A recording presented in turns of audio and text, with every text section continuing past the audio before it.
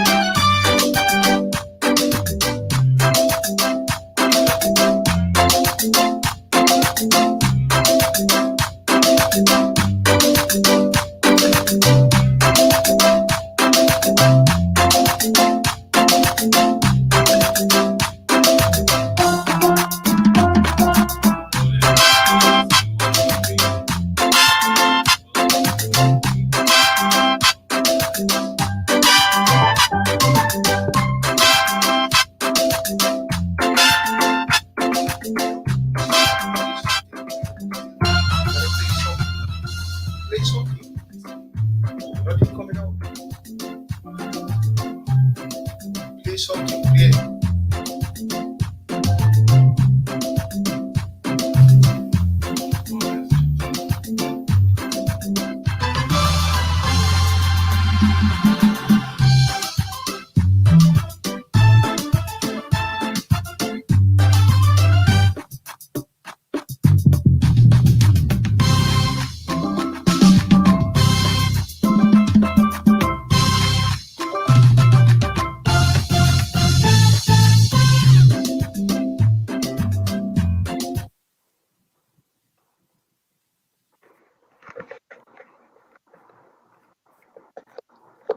Hello, Mr. Andre. How are you?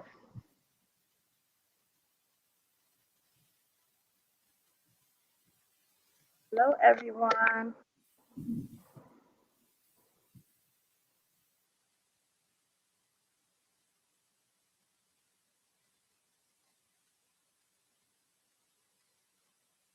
And welcome to the village.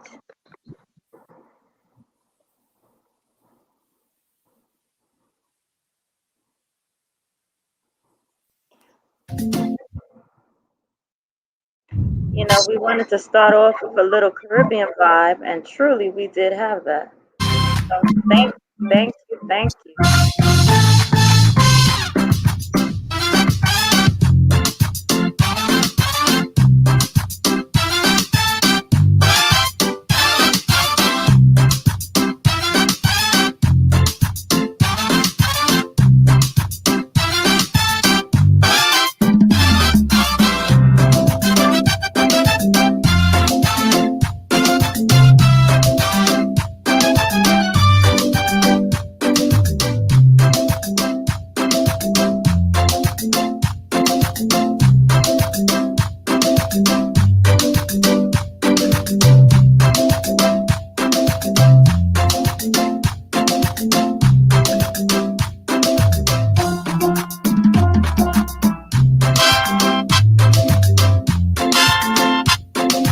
Andre, I gotta thank you for taking me back to the islands. I really enjoy that. Kind of have a little thing going on here. So everyone, just give us some time, right?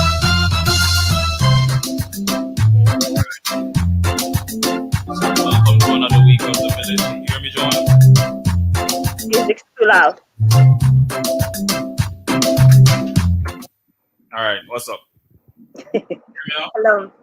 Yes, thank you. I love the steel pan. Oh my God. What's good, family? What's good? Welcome to another week in the village. What's up, Joanne?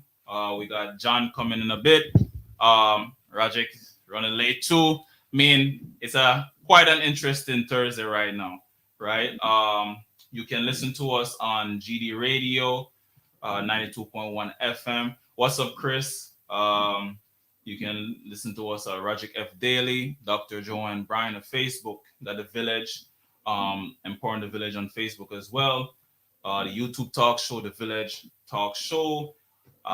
You can call in at 718 or just listening at 515-605-5349.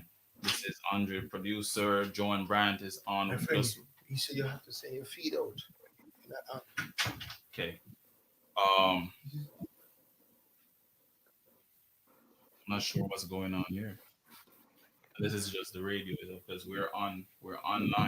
they on That's this like check your thing again. We're online. We're online. The village is about empowering the community, dedicated to empowering the community to live a healthy, safe, and financially capable life, and helping each one of us in realizing our dreams at any age, any point, starting from today. Success is not just spoken; it is done. And in the words of Roger, to make sure that you are successful. What's good, Joanne? hello, sir. I am great, great, great, great, great. Enjoying this beautiful weather that we have. It's finally coming to the summertime. Thank you, Jesus. That is true. You know, True, man. listen, I appreciate that at any time. Looking forward to it, man. How was your week? My week was good. My week was good. I can't complain. I had the sun. Whenever you have sun out, everything's all right. Yeah, get some Sunshine, good music. You can't complain. definitely, definitely. How was your week? It was good. It was good. Um, really, really had interesting week with the students. I really talked a lot about technology, and funny enough, I don't know if anybody ever heard of 3D printing of food. 3 No, elaborate, please. So the students we're on technology, right? And Okay. we're talking about give me a second there. Hold on a So second. you're creating food Okay, hold in on. 3D versions? Yeah, so we're talking about technology in a lot of things. So, tech humans, tech food, tech animals. I was just really going over informational reading with them. And um we're on the part where we're talking about technology and how it's going to impact our food in the future, right? Just Mhm. sitting I was just sitting down one day this week, and I'm saying to myself, we've talked about bionics, right? Superhumans. We talk about GMOs a little bit, and I was like, what about food? Like I always wanted to do the food thing every year. Just really discussing about food and just health, and I ended up coming across 3D printing and the printing of food, and I was just like, whoa, this is crazy. Like eventually, your food of the future, maybe like decades from now, or sometime century, I would not really want to be here when they're happening, but Me neither. they're printing food. So before anybody really like jump on and say like plastic or ink printed ink really there, what they do they pulverize the particular type of food. So there was a video I was watching where they're talking about salmon, and they really pulverize the salmon. Nobody out here, man. They really pulverize the salmon and use it to kind of like they have it in a like a tube like thing, but as it's printing in a sense, it's also being cooked with laser. Food and plastic, like you said, and laser, that doesn't sound too appetizing for me. Already we have people messing with the food. Just Mhm. leave the food, let it grow naturally, and that's it. Once we start mixing all the extras, Right. that's where a problem comes about. Oh yeah. And new disease and new, wonderful problems. Oh yeah, definitely, really. So You know. there's nothing that sounds exciting about food in regards to laser printing and 3D print. No. Mm-mm. No. I'm I telling you. think I bow out gracefully for that one. So I mean the students they were really surprised by it as well. They were shocked. A lot of questions really come on, had them really taking notes on it, really just want them to even debate, like the debate stuff that be happening too. Last week we debate about the pros and cons of GMOs. And they were pretty into it, you know. So that was something that I enjoy. Um, You so know, go ahead. I'm gonna say this. One thing about this week that was for me bittersweet is the amount of crime that I keep waking up to or going to sleep hearing about. That is troubling for me. You know, especially the summer did not even start yet. It's not here fully yet. And already all the craziness is taking place. So that is alarming. It's like a red flag. Like, whoa, um, for someone to attend, for example, for someone to attend a visual and to get killed Right. um, at a visual, it's a problem. It's definitely a problem. Definitely. Uh, Go ahead. but from kids walking outside riding their bikes, and I'm just so burnt out and tired from hearing about all of this. So It's a tyrant thing. It keeps happening over and over. I said something about shoot, I'm blanking on my thing, but often our society is very reactionary to particular things, and we have mhm, to be more preventative, right? mhm, So we have to be more preventative instead of waiting until something happens. We have to really figure out how do we prepare for this, right? It's a similar with the coronavirus itself and how one administration to the next, like there was preparations accordingly. So um, how do we make sure that we prepare, just so when if and when it happens, we are ready. We got the tools to really handle it, right? yeah, yeah, I'll step off a little bit. All right. not a problem. So, one of the things I would love for our listeners even to give some advice on what are some ways that we can support this coming summer, or what can we do to try to kind of alleviate, or not alleviate, that's not a good word for it, but try to stop all the crimes that's happening. It's not all young people that's doing it. There's older people, there's mentally disabled people, there's all types of individuals. And just trying to think of activities or something to try to prevent. Because if it's this bad right now, what can we do as a culture? What can we do as a community to try to help out in ending or putting a stop? Yes, we do protest, but what? Yes, we do go on marches, and what now? What can we do publicly? Yes, we're educating, but what can we physically do to stop all this madness that's taking place right now? So if any of our listeners, our callers, our viewers could give some suggestions, we'll pass it along. And especially the people running for not only mayor. Mayor election is not until later on, but we need to do something now. What can we do now to prevent all of this? So please, listeners, callers, call in. Let us know. What can we do as a community to help out? I remember when I was growing up, there was crime, but to the extent where we are right now, it's a whole nother level.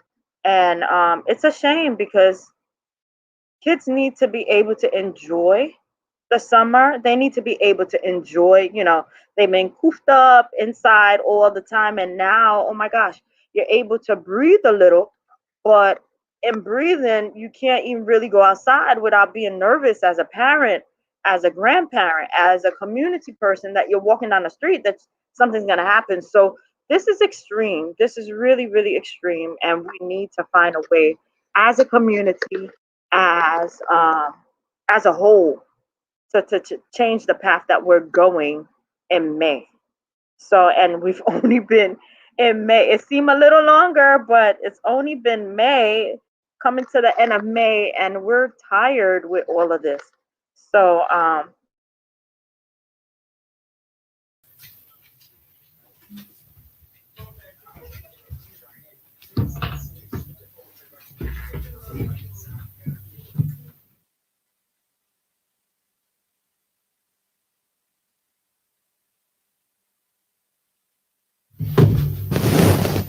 Good evening, Doc.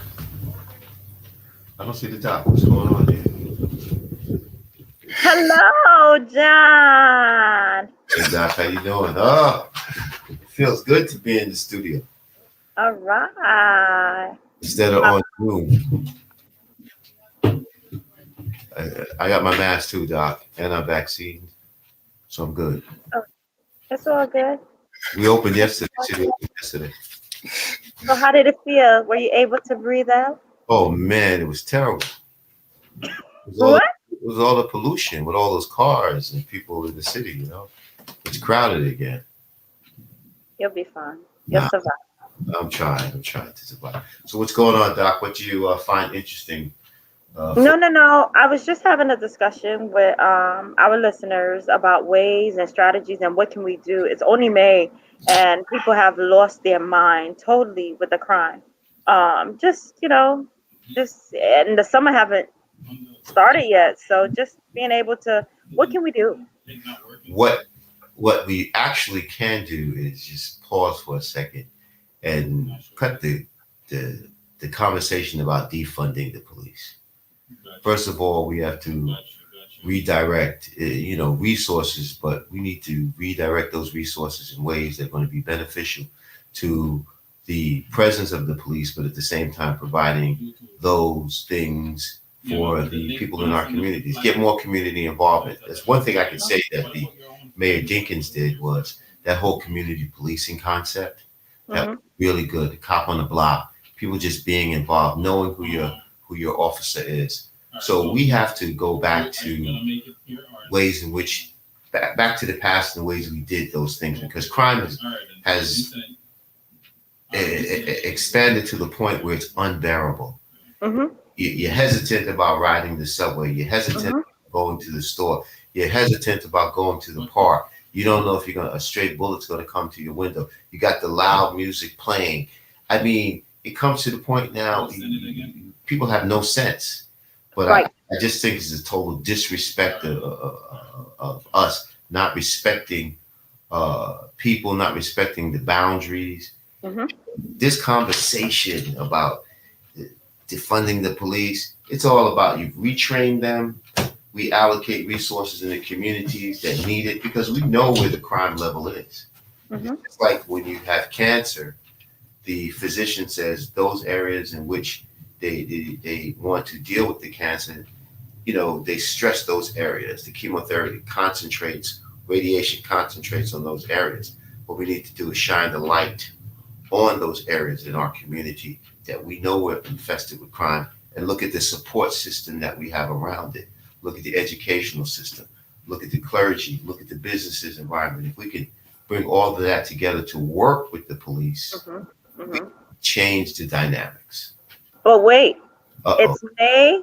It's May 20th Yes, sir. today, Mhm. and with May 20th this week, it's been ridiculous.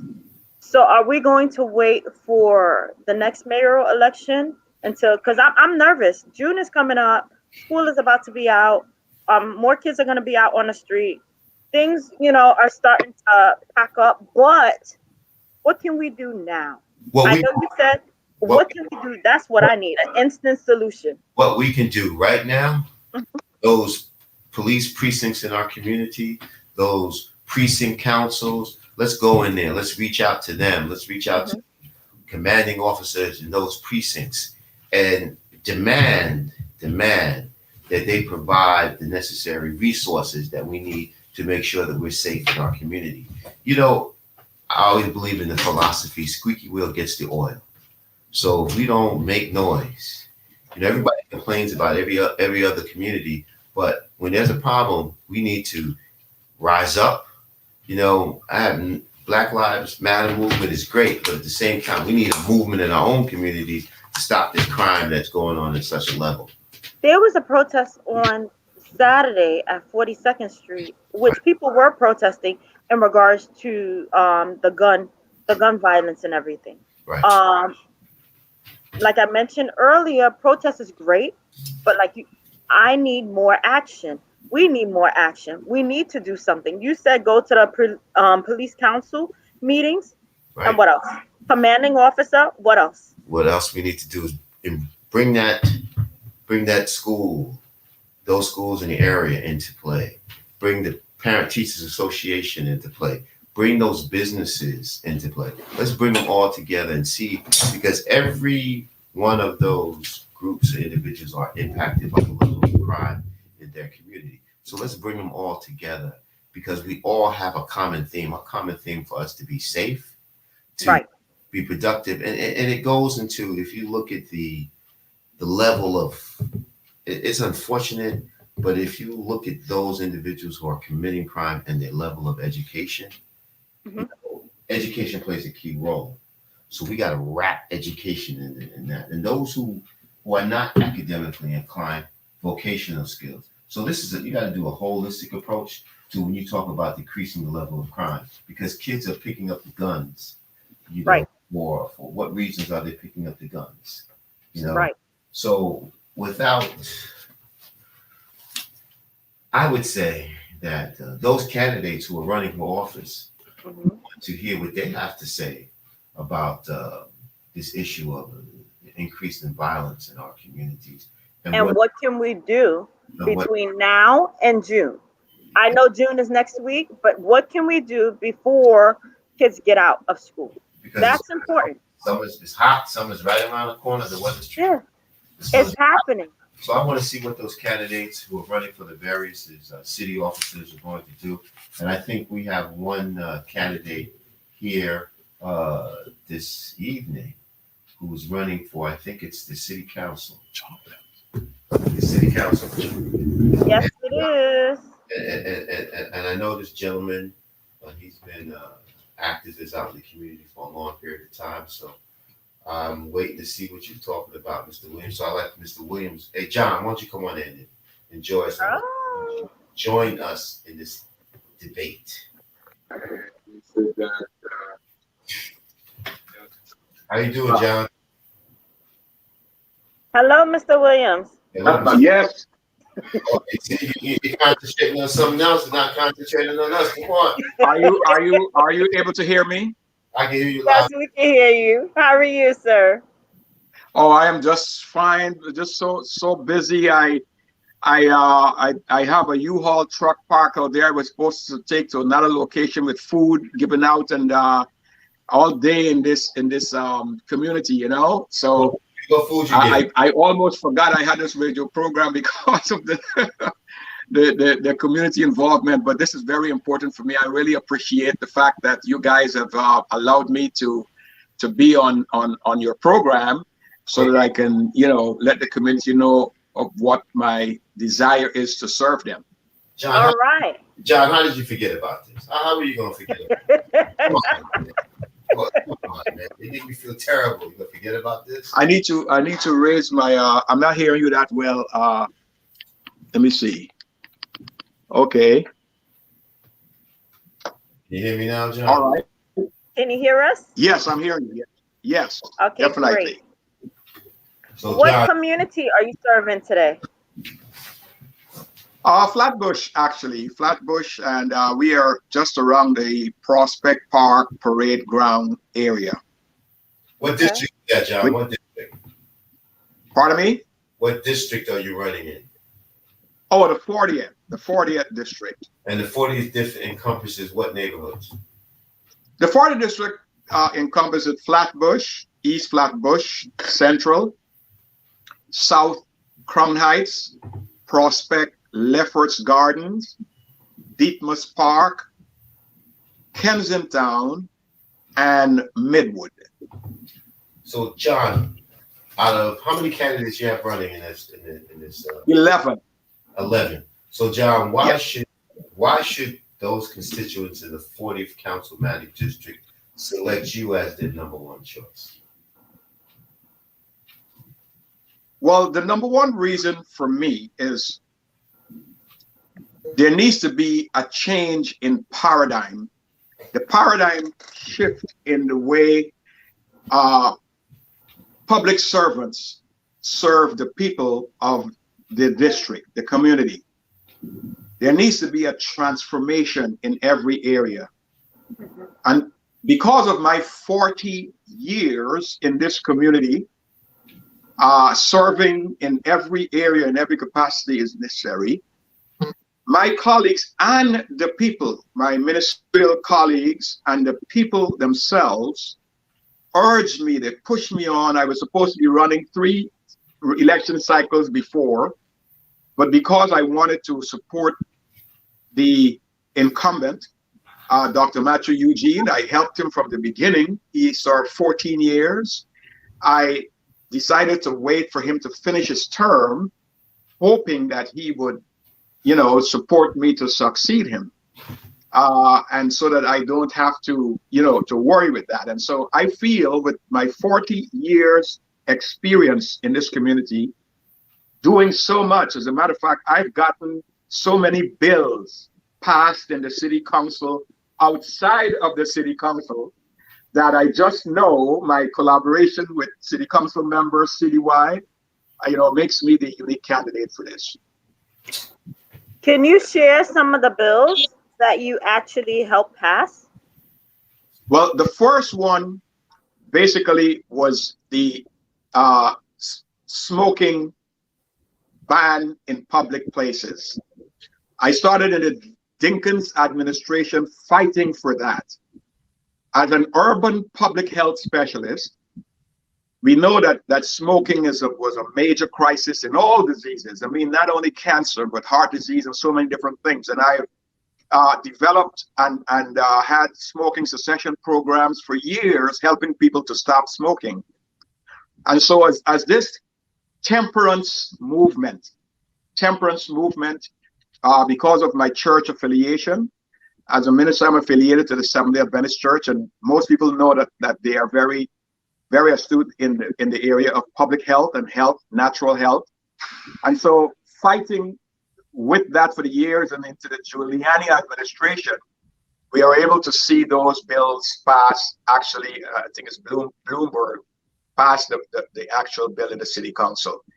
Also, the diabetes is a major crisis in our community. Mm-hmm. And in this city, pardon me? No, we didn't say anything. Oh, I'm sorry. I thought I heard. Diabetes is a major, major crisis in New York City. And the city and the state has not, to this date, we fought them to recognize it as an epidemic and as a crisis so that they can fund the programs. And so we didn't get them to do that so far, but we've gotten the sugar lobby where soft drinks are in schools, the meatless Mondays and getting them to actually take away the foods from the school, the children that actually contribute to the diabetes crisis. And so, fighting in City Hall for that was very, very important for me, because it's a major, while for a fact that we are in COVID and 8% of from New York or in the United States, which is, and It looks like we might have lost John. One question I would want to ask him in regards to one of the first bill that he passed, the smoking bill, how is that going to be affected by COVID? I mean, by the marijuana. So that's going to be interesting to find out how that's going to be. No, you back?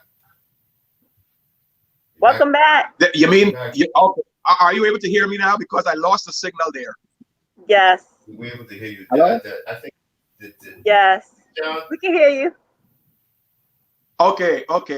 Well, that was one of the areas that the Commissioner Kelly wanted to fund a program that I had called SWAT, the SWAT team, Schools Without Alcohol, Drugs, and Tobacco, where we go into the schools and give them, presentations on smoking and alcohol and drugs, and literally show the results of lung cancer. We show operations and stuff like that. And he was going to fund this program.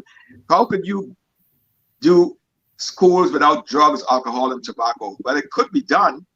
And this is one of the things that the NYPD wants to help. If you know that there was a program called DARE, the DARE program, Right. that was having the police in the school doing that, but we were able to get that out of the schools. And so marijuana, which is an entry level to all the most of the drugs, it's something of concern that we had. Hold on, But John. realizing, Hold on, John. yes, Hold on. It's funny because What- we just said that with Oh. your first bill that you have in regards to smoking, and now the new marijuana bill that they have that you can do that. How is that affecting your bill? Because that is something, that is one area that is basically it's going to be hard to get them to ban, to get that out of the out of the the realms of the city using. I mean, the amount of politicians and the federal government and everything that is pushing to get that done, legalize marijuana, to it really is legalized. Be it careful. is to legalize it, and so that now in New York State it is. They feel that is one of the things is to taking the profit out of it because of that, so that the drug trade and the drug fighting, they were able to fight it that way. That's one area. And so all we now have to do is to develop the programs that would educate the public on the harms that comes from smoking marijuana. And there's a lot. And so we will be able to continue doing that in the schools so that we can promote funding for programs like the stop smoking programs that we have, to actually educate the public and our children about the dangers and the harm of marijuana smoking. So John, marijuana is legal in New York State, but I can understand, just like gambling is illegal. We ask them to, if they need treatment, Gambling Anonymous, and also those, although it's legal, we still want to put some support groups around them so it doesn't become a point to an addiction. Is that what you're trying to say? Because if you're trying to ban my legalization of marijuana, there's gonna be a problem. To no, as you say that it's recreational, and it's a hard thing to go up to ban the smoking of marijuana, to ban that. No, we know for a fact, medical, I mean, all the years of study showing the dangers of cigarette smoking when it comes to cancer, heart disease, and different things. That is you can't get away from that. All right. And so those factors in terms of secondhand smoking. So people smoking in public, also people get diseases and get sick from secondhand smoke. And so that's why that bill was able to pass. We don't have the medical and scientific showing to demonstrate the marijuana, like the cigarette smoking, like tobacco, like nicotine. We don't have that.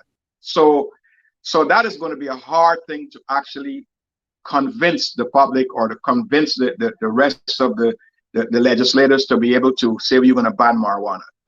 I'm not fighting that period. What I can continue doing is to fund programs that educate our kids and educate our community in regards to the dangers of marijuana and so on.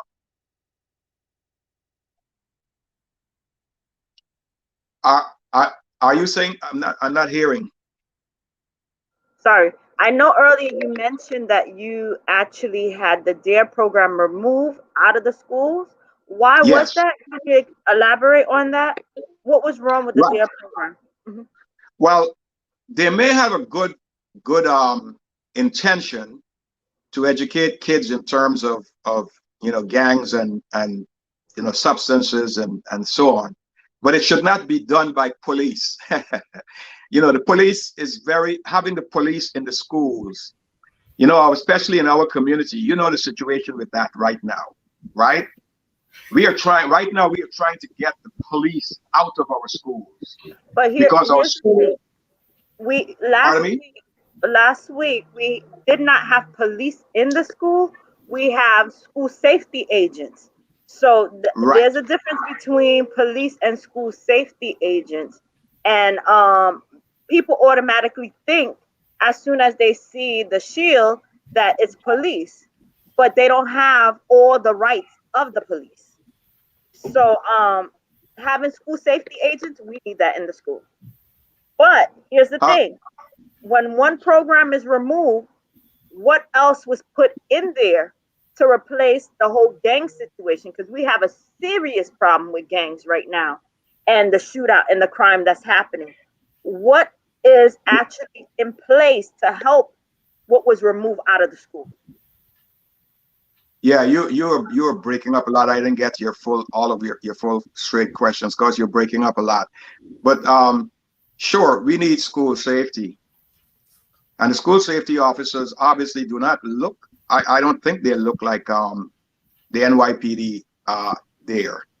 Now, there are some problems with that, but we need to have school safety officers in the school. And they're supposed to be dealing with school safety. They're not supposed to be dealing with educating our kids in like what the DARE program was actually doing. And so the kids did not respect that, and some of those officers did not respect the kids. And so, we fought that and we were able to get it out. But yes, one of my John, I just can you? Well, we lost John again. I guess Doc really wanna. My thing. Yeah, I want to know, if you remove something, what else do you put in place? Because that's the problem. Now you have a void, but nothing to replace what was there. Yeah, and that void should be replaced with something that is productive. So, Yes. uh, once John comes back on, I just want to add the conversation that we had earlier regarding the police and the level of their involvement, not only in schools but in the community. So, I know that there's a huge issue of pushback and providing all these other resources for the community, but we still need a level of police presence in our communities to stop this enhanced violence that is constantly going on. Yeah. Got stray bullets. You don't want to ride the subways. You don't want to ride the buses. John, you back? You back, John? I guess we're having some technical difficulties today. Oh, our fearless leader is here. Make sure you got my $10. That's your own. Hold this, Roger. All right, make sure you got my $10. Oh, wow. How is Jamaica?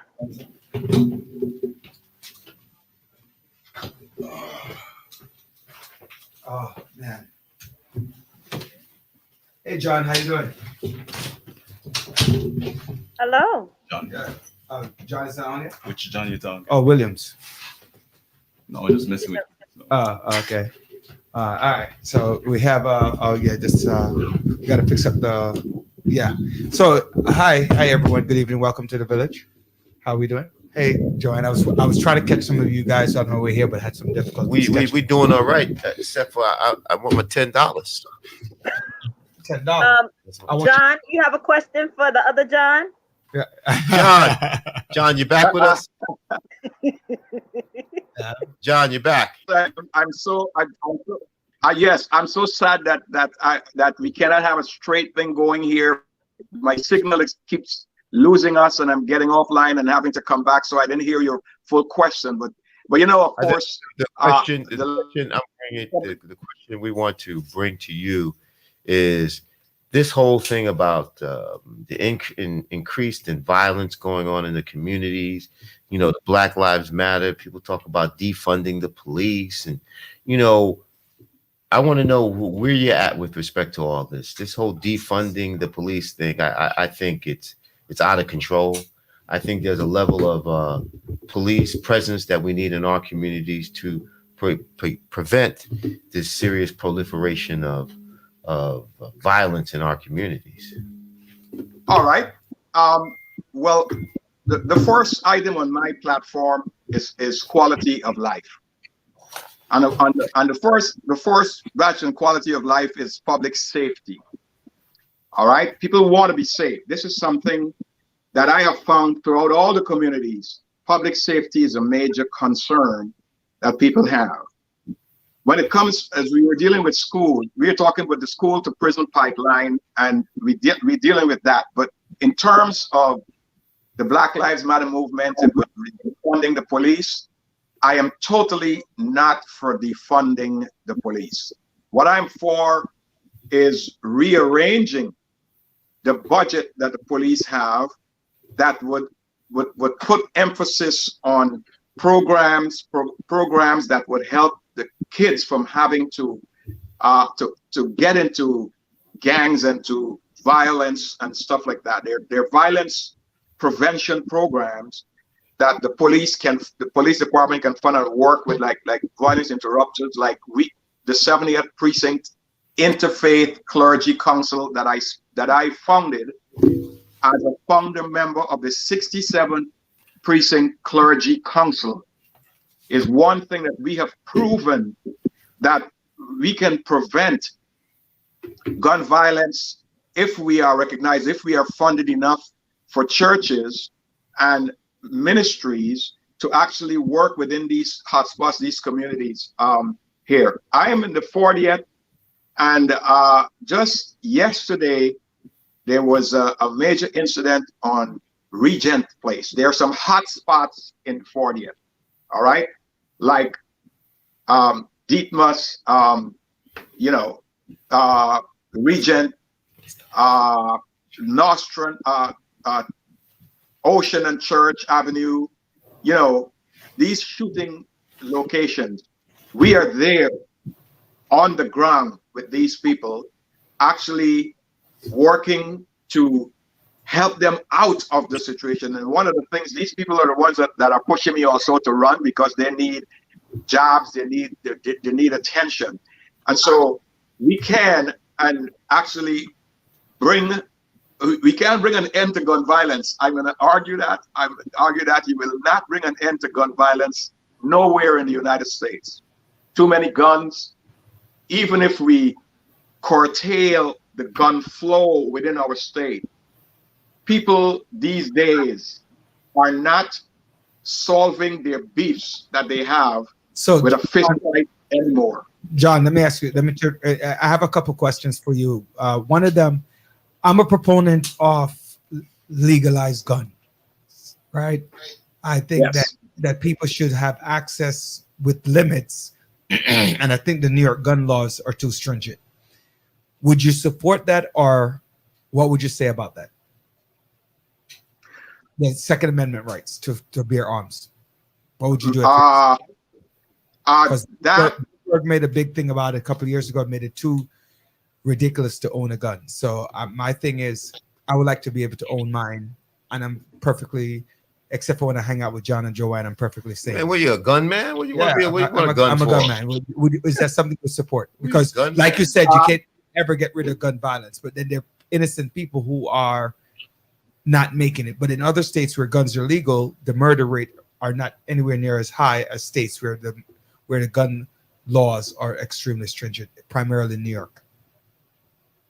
Well, okay, so people who are legally able to purchase and own a gun may not be the people that are involved in street gangs or in gangs or in the violence community.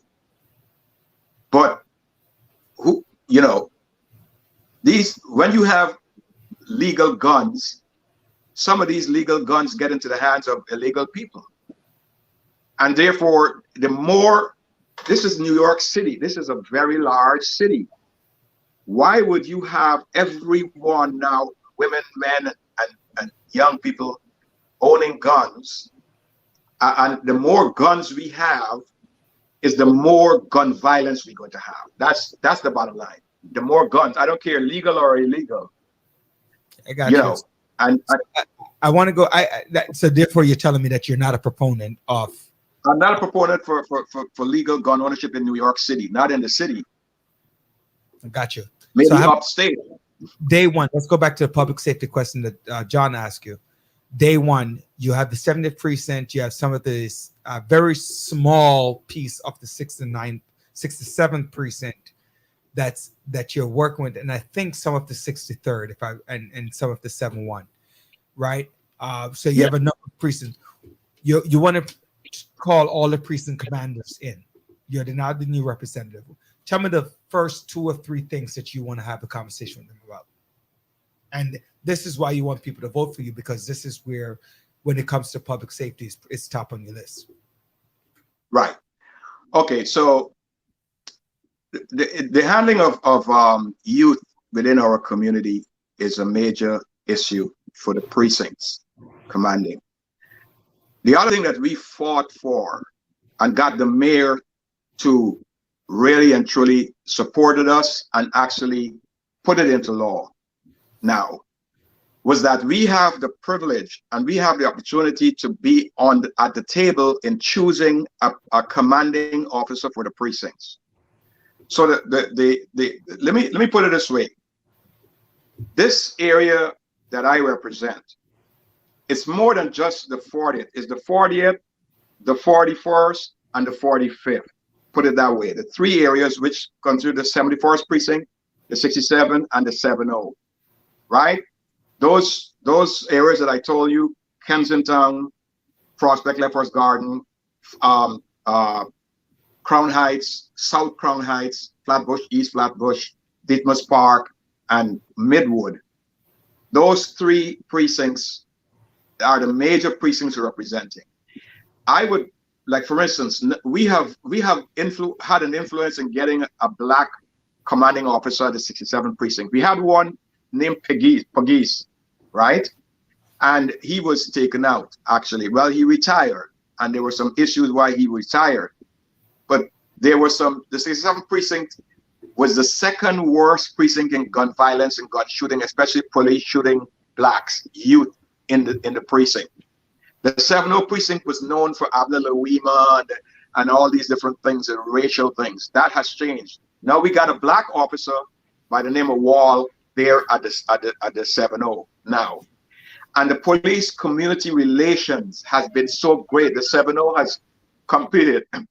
So their program for youth, right, called the Explorer program, we are working to join that program with a program that we started in the 67 called Flatbush Leadership Academy, to bring these young people into programs that would give them skills, working with hammer to hammer, where, the wraparound programs that we deal with that bring the kids that are in distress to actually put down the hammer for a hammer and teach them construction work, get them into unions, get them to be able to get high-paying jobs. All right? These programs need to be funded, and they need to be supported by the precinct, the police officers for our young people, right? We had a commanding officer in the 67 who would go into the homes of gang leaders, and with us in the ceasefire program that we have, where we'll go to these former prisoners that come out that are in gun violence, go to their homes and talk about about ceasefire, so to speak. John, I see that you have your wealth of experience, 40 years, and you have been doing it, because I've seen you at these meetings. I've seen it. You establish some of these councils. One of my keys to, I always had a path that I had to follow so I could be victorious in the elections. And I wonder, what is your path to get to that point where you become the council person for the 40th councilmatic district, and also those individuals who support you? Everybody always wants the elected officials to support you when you run. But to me, I think the support of the community people, when you were supported Matthew Eugene, I think those are the unsung endorsements that a lot of these candidates. So, maybe you can give us a sample of your path, and also those who support you in this endeavor? Okay, that's a wonderful question. I like that. Number one, I like to tell people that I'm not a politician. I'm a people-tician. So you'll hear talk about Brother John, the People what? people-tician. People what, John? You said people what? The people-tician. That must be a Guyanese word. That's a Guyanese word. Competition. Right? It's all about people ticks. Number one, I love people. I spent 10 years in the Amazon basin of South America working among hundreds of tribes of people. And it was with these people, my love for people, that brought me to these United States to study for the ministry. And my ministry is not on a pulpit in a church, but it's mostly evangelism, and basically health evangelism. I'm an urban public health specialist, a naturopathic practitioner, and of course, a chaplain. And so as a minister, all right, I believe in servant leadership. And this is the difference in my candidacy, is that I'm bringing to the people public servant leadership. All right. And so I don't have political endorsements. I don't need it. I don't have unions involvement. I don't need it. I don't have the political clubs. Whoa. I got to stop you there for a minute. Yes. I'm going to stop you when you say, because I'm a union guy. So when you make a statement like that, you know, it hits me here. So I don't know. I don't think you want to say that you don't want the Let John, you're right. Let him hit him. Hit him, John. Right. Tell him you I don't think need. what you meant to say is that the overall endorsement, but you need the people's endorsement. Is that what you're trying to say? That you need all? Yes, sir. Yes, sir. Yes, sir. And it's a don't stab me in the chest, John. It's gonna hurt me because you're my good buddy. okay. Okay. John, stab him. Tell him like it is, John. Tell him like it is.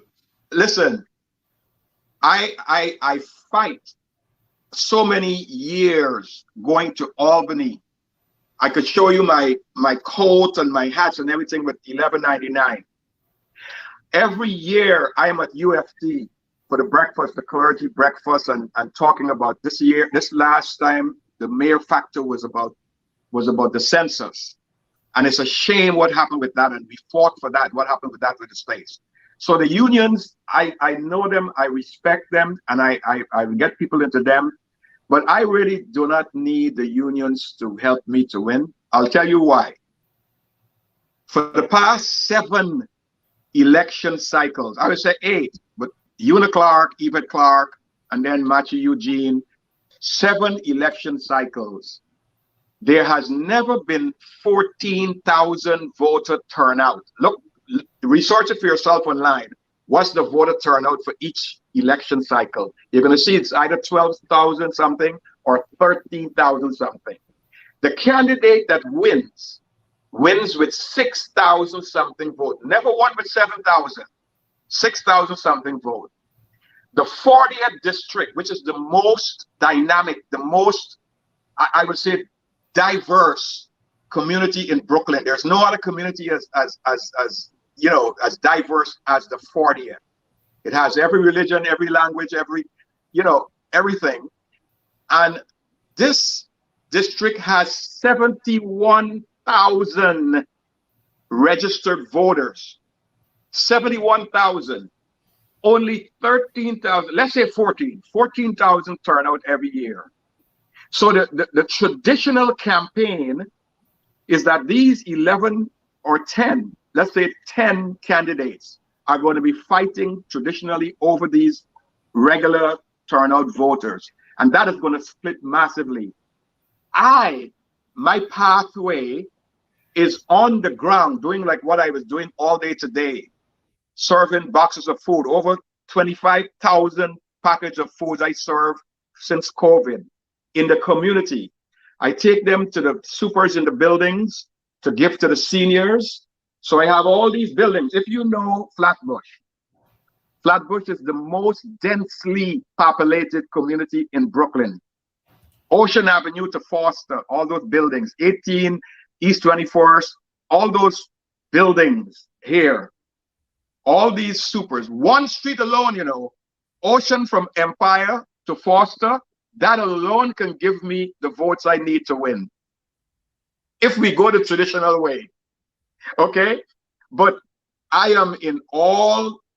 I've broken up the district into three sectors. The first sector, Prospect Lefferts Hey, Gardens. John, Yeah.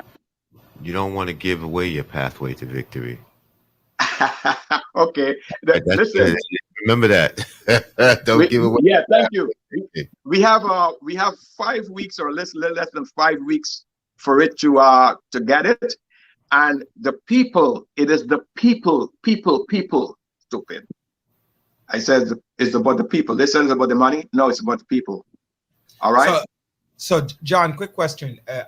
On your hunt, right, for city council, in your path, in your movements, tell me 2 or 3 things that you have seen and have experienced, or people that you've met, or stories, or that have impressed you and say that the work that you're trying to do is worthwhile.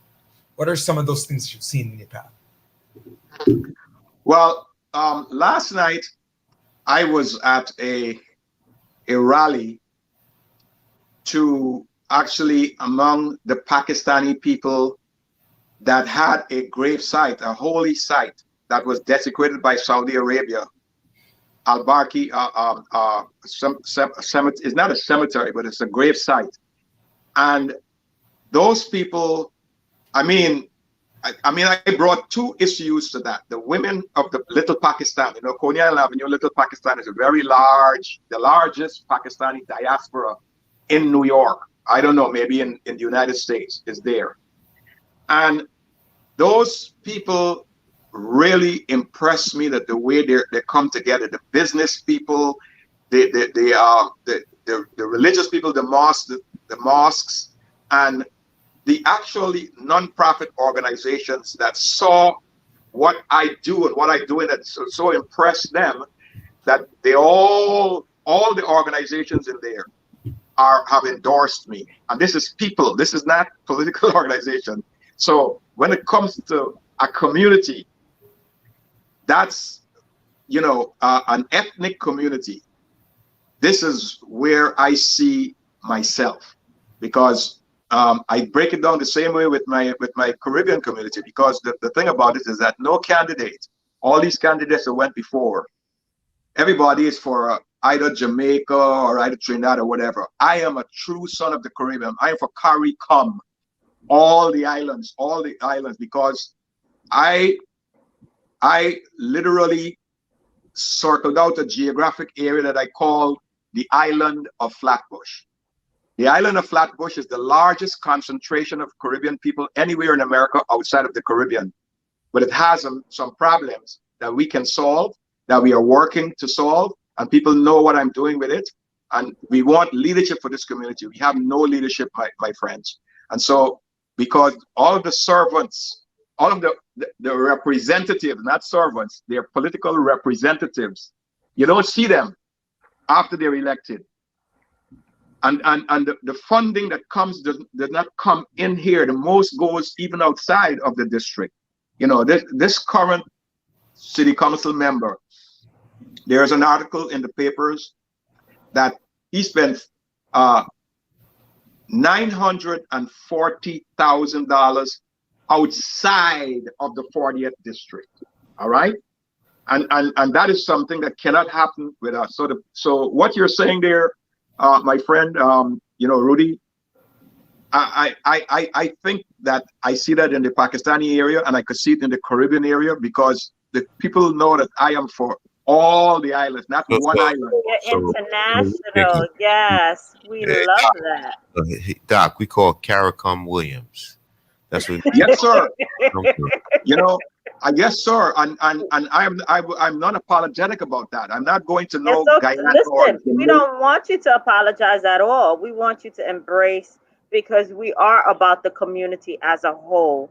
That we are, and that's why we are the village. It encompasses all of us. So I do have one last question for you, and our time have come to a quick end.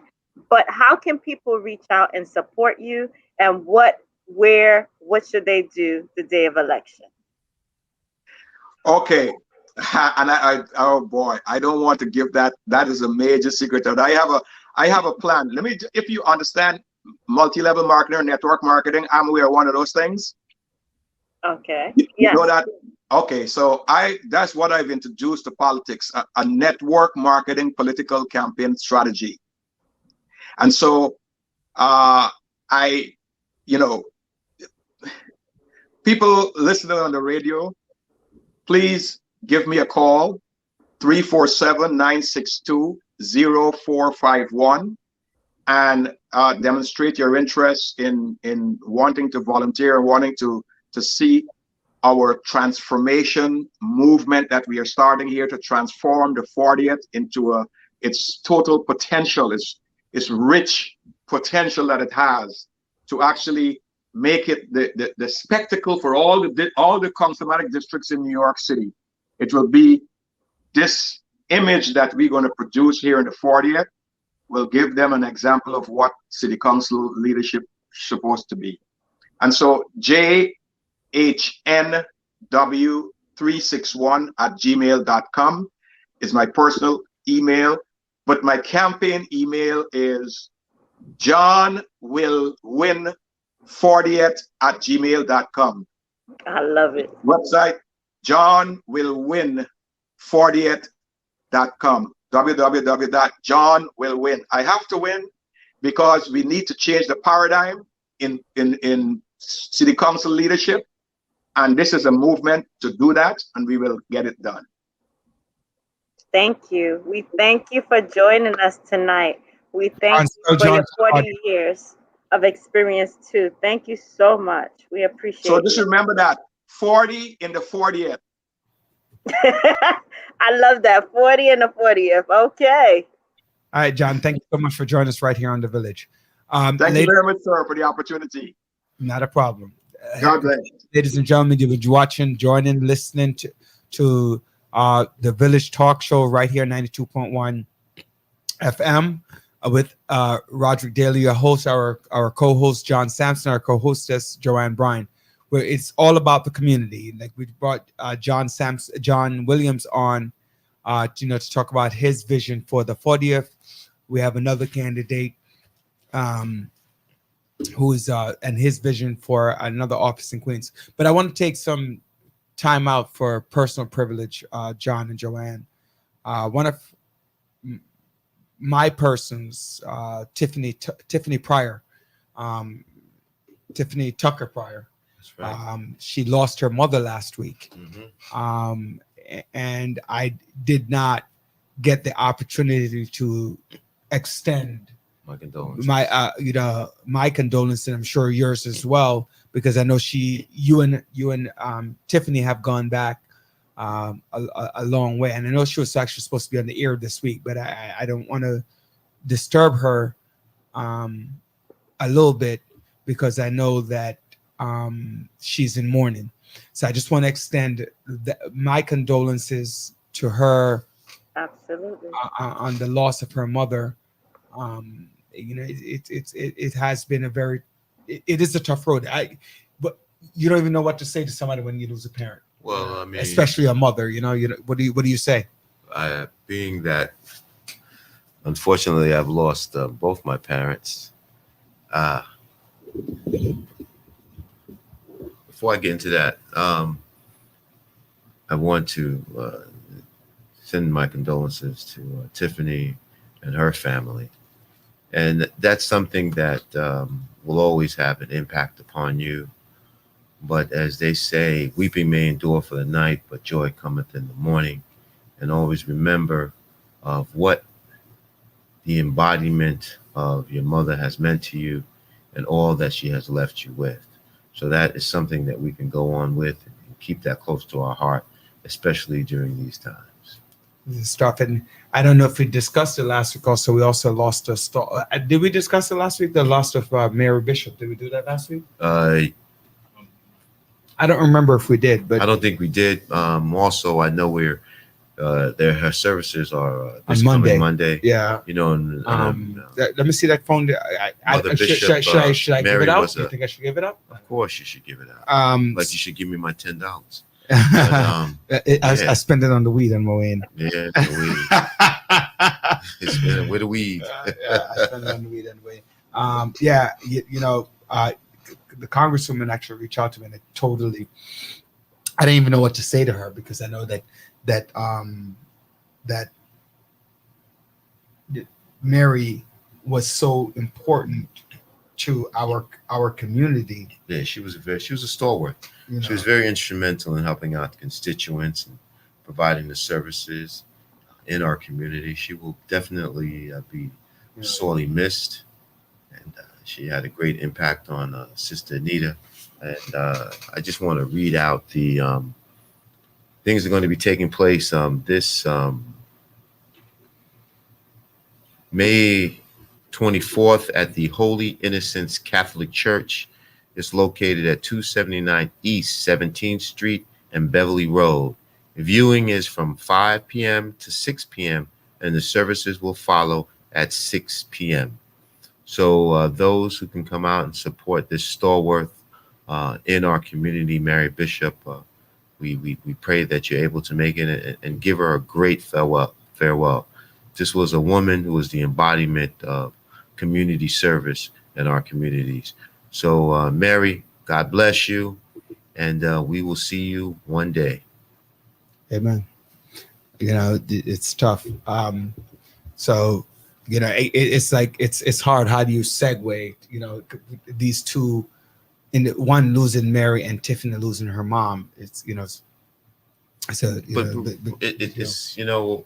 it's life. Yeah, it is. And it's a circle of life. It's the circle of life. It's the evolution of life. It's the growing of a plant, and you water it and the plant grows, and the plant basically at some point in time may die, but then it rejuvenates itself again in the embodiment of another plant.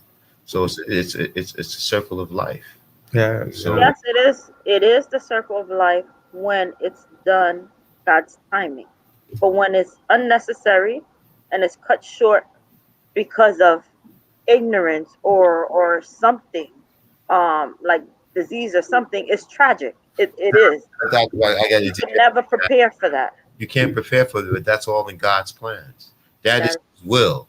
That is His determination. He knows from the time you were born. He knows Right. when you're going to leave this earth, Right. how you're going to leave it. So you only have to, as they say, you need to take one day at a time. A lot of us are so hurried up and we worry about tomorrow. No, worry about today, because tomorrow has enough worries. Tomorrow's not promised to us. So live your best life and understand that. That's why it's so important that we have that commitment to to God, to the Scripture, and understanding life. A lot of times we don't understand life, but that is life. It's interesting. I always, we have certain conversations on air, and I remind people that you have to live every day to the fullest, with the understanding that tomorrow is not promised, but make sure that you're doing godly things to ensure that when that happens, nearer my God to thee, and that's where I am. So it's again, it's with profound sorrows that I offered up. And I know one of my friends also, he lost his wife last week. I think I did that one. I did speak about he lost his wife. So boss, could we have a little song in tribute to those who have lost their souls? Andre, I talked to our producer so we could get something. We want a little song. 1 minute segment. Let us know when you're ready. So John, I'm on a different subject, and we come back to that. I don't want to keep everybody too somber, Yes, please. too down. So the mangoes got taken at the airport today. The mango. Really? The We mango- almost got. Oh my God! Where? Up here? or in Yeah. Jamaica? Oh, not my mangoes. My mangoes made it. That's somebody else's mangoes. Contraband. That's contraband. Hey, Doc. The Doc. mango. See, Doc, I didn't bring mangoes, Hey, right? hey, Doc. I didn't bring mangoes. So why we talking? Why we talking about mangoes? Somebody else's mango got taken. You know what's funny too? The weed and the mango. All right, you know what's messed up about the mangoes? When I went to Jamaica, they took the apples. I didn't have any apples, but I saw like a bag of. Yo, I gotta be honest with you, John. I don't even feel like I want to go back to Jamaica anymore. What? I'm gonna tell you why. At the airport, they were like ransacking the suitcases to see what you have in there. That's how I feel when I go to the airport here. No, it was nothing like that. Nothing. Not even close. I mean, literally, I had a carry-on bag, right? Because it was an extremely fast trip. I wasn't planning on going to Jamaica. I just had to go take care. No, I'm serious. I just had to go take care. I had to go take care. So I was busy every day, right? I mean, I landed on Sunday. How was the farm down there? The farm was great. I'm gonna tell you about the farm in a minute too, right? The weed farm. I know which one we're talking about, right? So I get to the airport and I'm in a meeting on my way from the airport, right? I'm in a meeting from the airport coming in, right? Hold on 1 second, right? What do you want me to do? Technical difficulty. I'm working. Okay, right. So I'm coming in from the airport in a meeting. By the time the meeting was done, I was knocked out. Right, I was knocked out. So I didn't even do anything. Right. Monday morning early, I was in a meeting. Okay. And then I had to go from one part of Jamaica to another part of Jamaica to another part of Jamaica all on Monday. Tuesday was the same thing. Right. The only time I really had a little bit of time was yesterday, and it ended up yesterday. By the time the afternoon came, I had to make a run. But it was Roger, what happened to your camera? It's the producer. You gotta, all right, there they are. Right. Sunshine. All right. Blame it on the producer. Right. But I'm just saying, it was just horrible, man. It was horrible. It's like we don't want to hear about Jamaica no more, because the thing is, you got sunshine. We did get sunshine here for the last 2 days. You didn't bring back no mango. We don't want to hear about it. We don't want to hear about Jamaica no more. I'm sorry, there's no mango, there's no sugar cane, there's nothing. So please don't talk about. Did you hear what I said? I brought a carry-on and a book bag. I didn't even bring a suitcase. And this ain't Haiti, woman. Like you stuff everything in the bag, including one of your citizens. What's wrong with you? Whoa. You know what, Roderick? Right? Get him, Doc. Get him. You know, you're disrespectful because this week was Haiti. Yes, it was. On Wednesday. Please. Yesterday. Where your flag? It was on Tuesday. Where your flag, Doc? Where your flag? It's in my bedroom. So go get it and come back. Wave your flag. Your flag there. Go wave your flag. It's okay. I have a flag towel. I do the towel. So where is it? So where's the towel? It's in my bedroom. Oh Lord, everything in the bedroom. Andre picked out a song for us. Tuesday. Right, so we're just gonna play for 1 minute, right? He's not even 1 minute. All right, let's go. So the 18th, we need to hear Haitian music for the 18th of May for our flag celebration day. Text Andre a song so we could put it up as well. Please. All right. Let me hear a little kumpa. I like to dance. We don't want to see you dance. Thank you.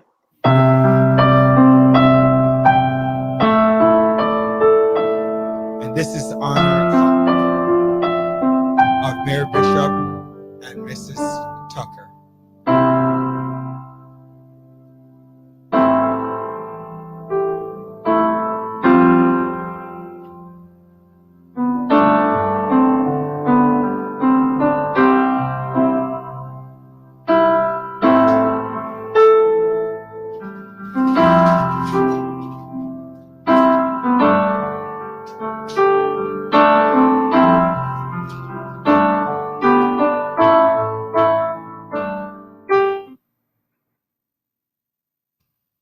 All right, so I didn't even hear the words that Andre, not even the words I couldn't hear.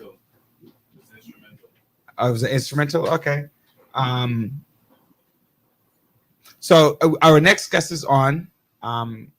Harold. Let me bring him on the screen. Good afternoon.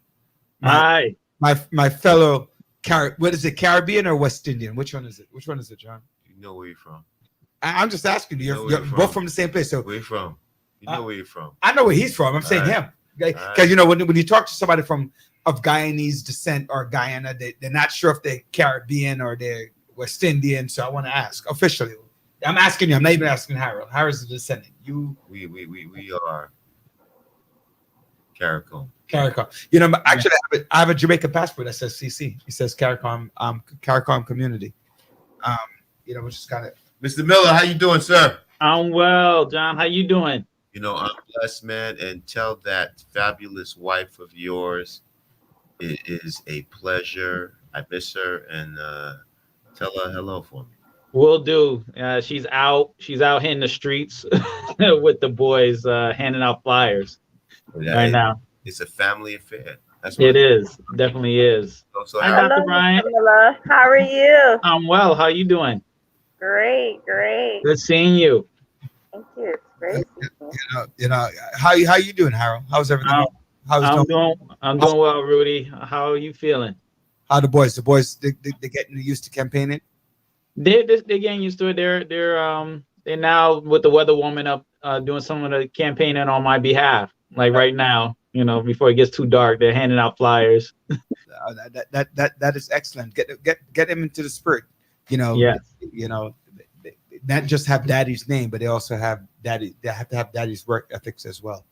So, you know, yeah, so that's a good thing. So proud of you for that. And I know your wife, Tanisha, she's a beast when it comes to she's like she is. Oh, let's get to work. So and she whips me into shape all the time. The time. I know. That's what you need. You know, yeah, well, tell us about your race. How many people in it? What the area in which you want to represent? Give us a breakdown. So the district, council district 27 in Southeast Queens, which is the neighborhoods of St. Albans, Cambria Heights, Hollis, parts of Queens Village, parts of South Jamaica, and parts of Springfield Gardens. So it's the heart of Southeast Queens. We have 12 candidates in the race to replace the outgoing council member, Denique Miller. And it's a wide open field of different people with different experiences. And I am running because I bring a unique combination of community organizing as well as understanding the inside of city government to the table. And so I'm running on a record of getting things done as an organizer and my time at the mayor's office. And we're doing really, really well. We received a lot of support in the community, and I feel confident come June 22nd, we'll be on top. Make sure you have the 12th. That's when early voting starts. So yes, June 12th, early voting starts. And obviously we have ranked choice voting. So there's a lot of, very different from the last time we had city-wide elections, this year compared to the previous, 4 years ago. And so with ranked choice voting, with early vote, and the more easily available absentee ballots, you have multiple ways to vote and multiple people you can choose from.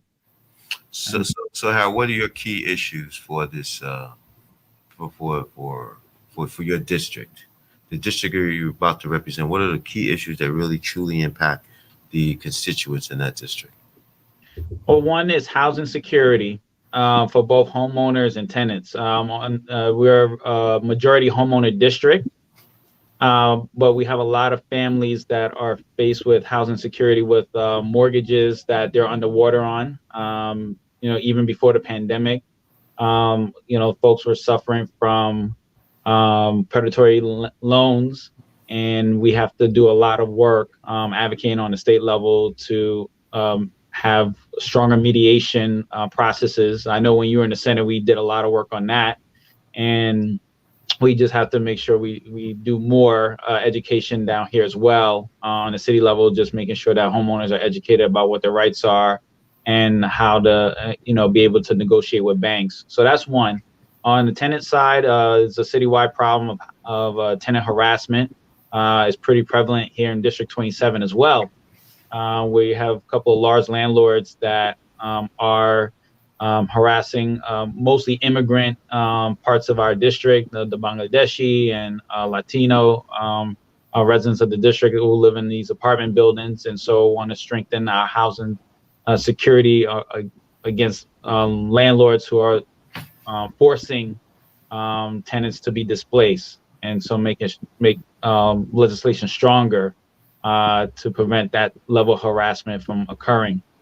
The other issue we're faced with in this district is transportation. We are a transit desert in Southeast Queens. We don't have the express buses like other parts of Queens that would take us into the city as available. And the Long Island Railroad, which was one of the good things that happened over the last few years. We have a $5 ticket that goes from any of the stations in Southeast Queens to Atlantic Avenue, but that doesn't happen for if you want to go to Penn Station. And one of the things we want to advocate to the MTA is making sure that we actually have a $5 ticket to Penn Station. Makes it a lot easier for those who are working in the city to get to the city and leave their cars home, especially with congestion pricing coming into play in the next few years.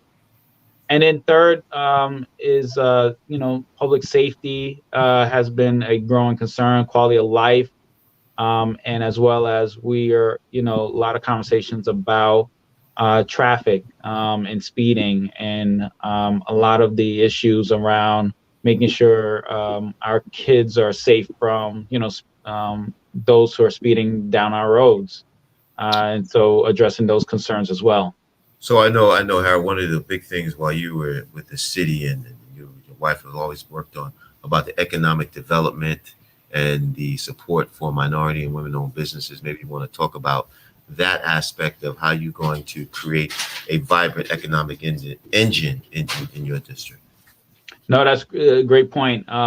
With the recovery underway, I want to position Southeast Queens as a leader in bringing in quality jobs, in particular in the areas of life sciences and green technology, and especially for those of women and minority-owned businesses, because we have so many small businesses in our own district right now, and to have some industries in place will help so many of the businesses, the restaurants, the stores, the dry cleaners. To have an industry in place will help the entire district so much.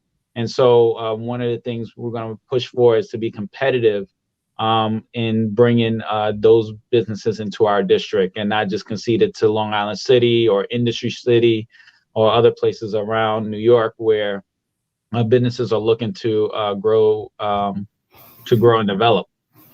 That's an excellent point, Harold, and I see, you really you have a grasp of that from the work that you have been doing while you're in the mayor's office, and what your wife has been doing.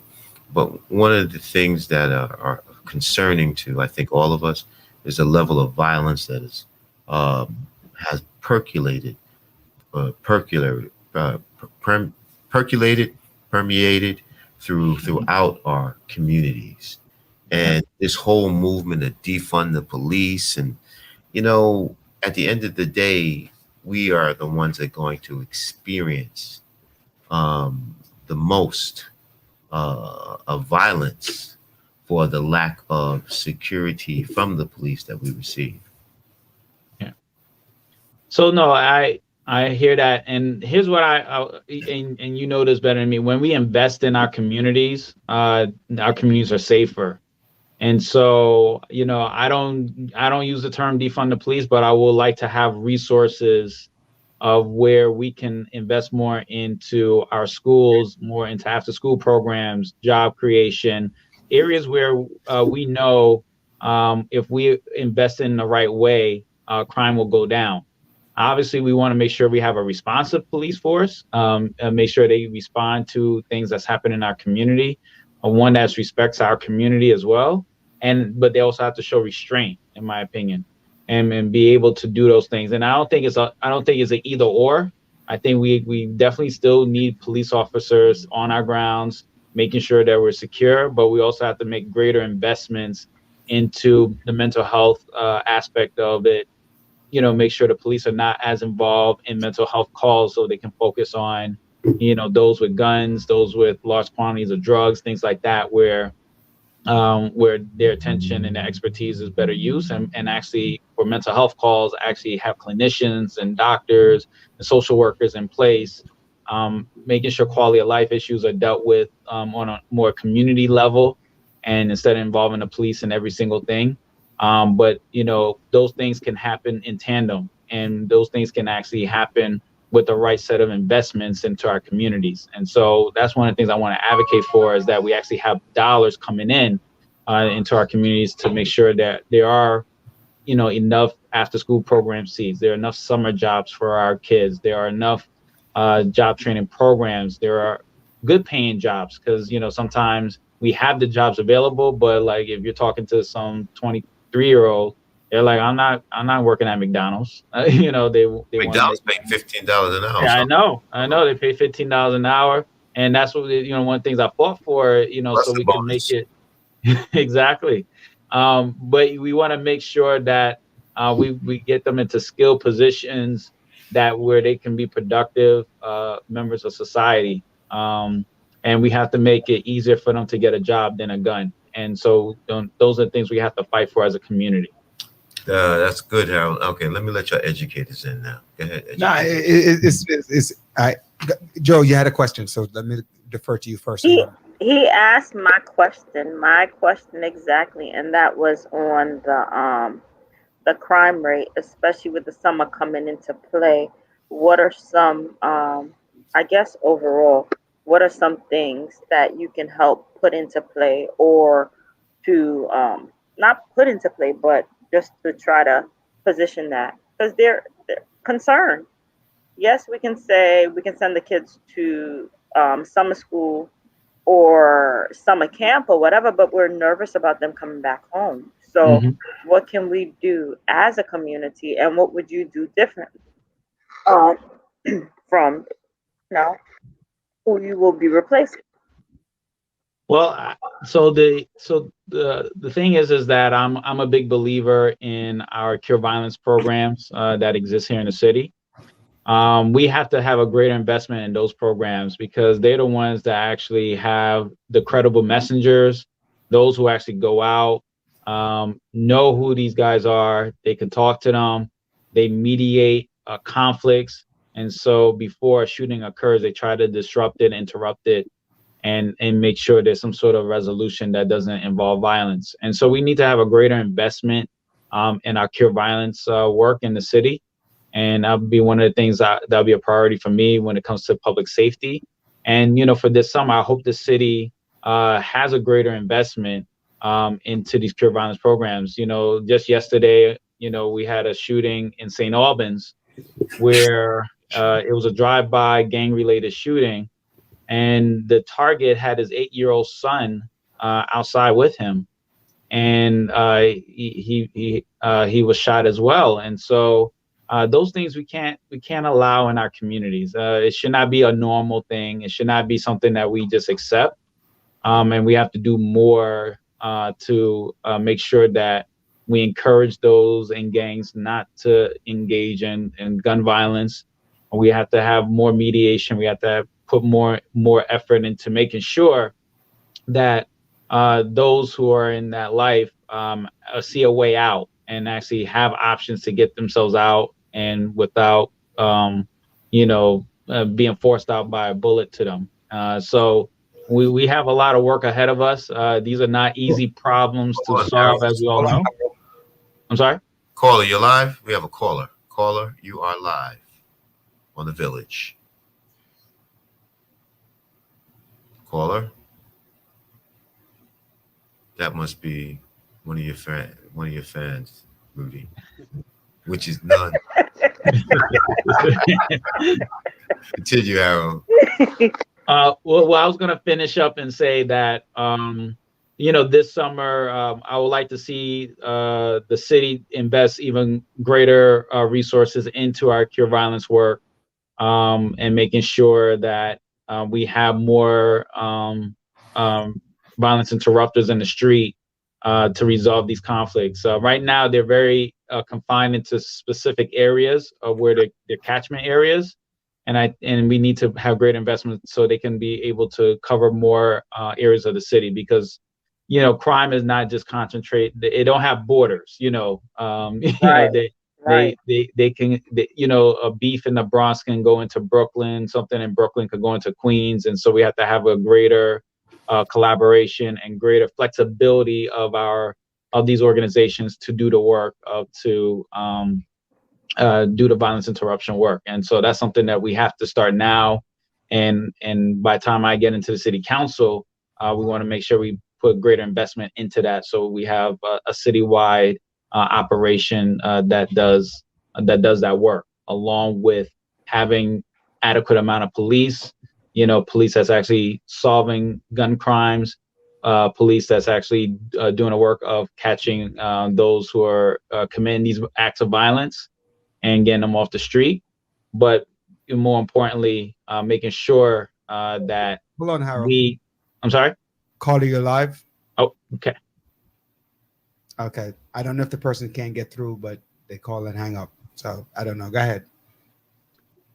No, that was really it on the question about my thoughts for this summer. And I think as the city continues to reopen, and if we get more people back to work, I foresee that we will be in a much safer place. But we're still in this in between time where folks are, still out of work. There's still things that are not fully reopened. And, we just have to be prepared to put in support to prevent gun violence from happening in the first place. Right. Right. So, Harold, there's a push in the city for two components of it, both relating to the vaccine, right? One is there's a push to have everyone vaccinated, right? You're going into city council come January. That's going to be a very important conversation come January 1st. And the second one is also with COVID, where it's telling businesses, or businesses are not being able to tell employees that, listen, either vaccine or you're not working. Mm-hmm. Thoughts on that? Well, I got myself vaccinated, and I tell people, I trust the science. Got to work in the test and trace course, so I got to spend many hours hearing doctors on a city level, public health officials who I respect, talk about the efficacy of the vaccine and its importance of us stopping the spread. At the same time, I totally respect the hesitation or those who may not be comfortable taking the vaccine, and they should not be precluded from going back to work. You got a fan who like that, what you just said. The conspirator. Don't do that. Well, I don't believe it's a conspiracy, but people do have a right to, not take the vaccine. We want to, I'll tell anybody to take it if they're willing to take it, and if they just have hesitancy. But if they're against it, I'm not knocking that either, because we all have our own health decisions to make. And so to be consistent in my philosophy that people have a right to choose what they do with their bodies and their health. Harold, Joanne has nothing else to say, but Harold, that's all she wants to hear. Harold, you are ready for city council. I like the way you pivot from one to the other, making sure that both Joanne is appeased, right? Yeah, are satisfied. Make sure Joanne is happy with your statement. All right. You ready, Harold? You're ready. All right. You're ready. So one of my pet peeves is when I think about. You always got pet peeves. I have a whole bunch, man. I have a whole bunch. But one of them is economics, right? Where you raise the minimum wage.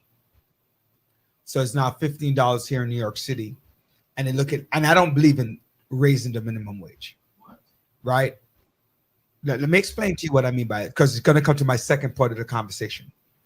Right? And John and Joanne probably heard me say this a lot. Raising the minimum wage is one thing, but taking the money away from us in another way is another thing.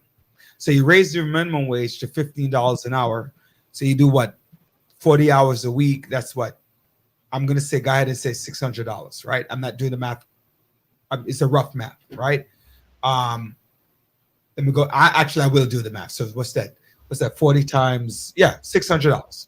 So it's $600, right? And that's $2,400 a month after taxes. We're looking at about $1,800. Yeah. You raise the minimum wage, but they raise a one. Somebody, let me give it that for a second. Somebody sent me some apartments that he was renting, right? And this is the normal rate. So I'm just going to quote you the price. And this is what pisses me off about the minimum wage conversation and not really the economic conversation. And I think that's what I'm talking about when I don't believe in minimum wage. So here's a 1-bedroom apartment for $1,350 in Mill Basin. Mm-hmm. Bedroom apartment in Mill Basin for $2,100. A 3-bedroom apartment in Canarsie for $2,500. Now, I'm making $2,400 a month because they raised the minimum wage, but they also raised the price of everything else. Gas price right now is close to $3.60, $3.75. What's the point of making me feel better by saying that I'm making more money?